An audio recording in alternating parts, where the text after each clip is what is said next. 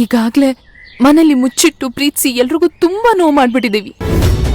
ಇನ್ನು ಮುಚ್ಚಿಟ್ಟು register marriage ಮಾಡ್ಕೊಂಡ್ರೆ ಜೀವನ ಪೂರ್ತಿ ಅವ್ರು ನಮ್ಮನ್ನ ಕ್ಷಮಿಸಲ್ಲ.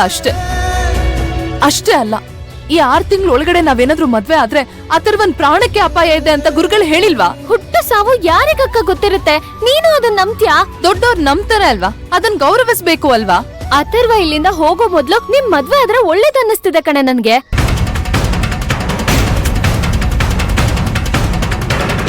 ಅಥರ್ವ, ಇವ್ ಒಂದಕ್ಕೊಂದು ಸೇರ್ಸಿ ಇನ್ನೊಂದ್ ದೊಡ್ಡ ಅನಾಹುತ ಮಾಡ್ತಾಳಷ್ಟೇ. ಬಾ ನಾವ್ ಹೋಗೋಣ.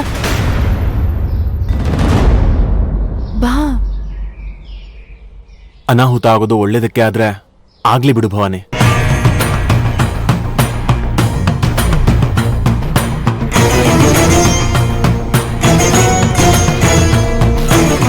ಸಿಂಧು, ನನಗೆ ಈ ರಿಜಿಸ್ಟರ್ ಮ್ಯಾರೇಜ್ ಓಕೆ. ಏನ್ ಮಾತಾಡ್ತಿದ್ಯಾ ಅಥರ್ವ ನೀನು? ಭವಾನಿ, ನಾವು ಹೀಗ್ ಮಾಡೋದು ತಪ್ಪೆ. ಹಾಗೆ ಸಿಂಧುಗೇನೋ ಸ್ಟ್ರಾಂಗ್ ಆಗಿ ಫೀಲ್ ಆಗ್ತಿದೆ ಅಂದ್ಮೇಲೆ ಅದಕ್ಕೇನೋ ರೀಸನ್ ಇರ್ಬೇಕಲ್ವಾ?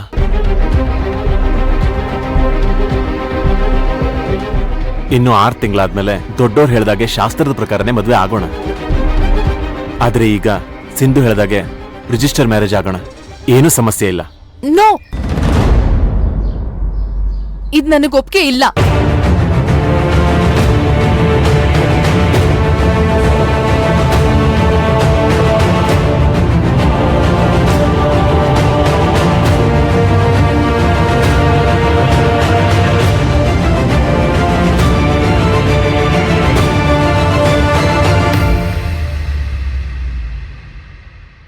ಅಮ್ಮ, ಎಂತ ದೊಡ್ಡ ಕಷ್ಟದಿಂದ ಪಾರ್ ಮಾಡಿದ್ಯಾ ಗೊತ್ತಾ?